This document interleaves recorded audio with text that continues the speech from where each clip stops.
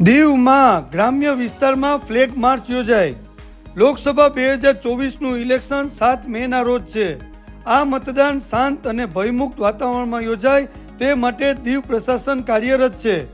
આજરોજ એસપી સાહેબના માર્ગદર્શનમાં વરાંગબારા coastal police દ્વારા ગ્રામ્ય વિસ્તારમાં ફ્લેગ માર્ચ યોજાય। આ ફ્લેગ માર્ચ વરાંગબારા, વાડી વિસ્તાર, મલાલા અને નાગવામાં યોજાય।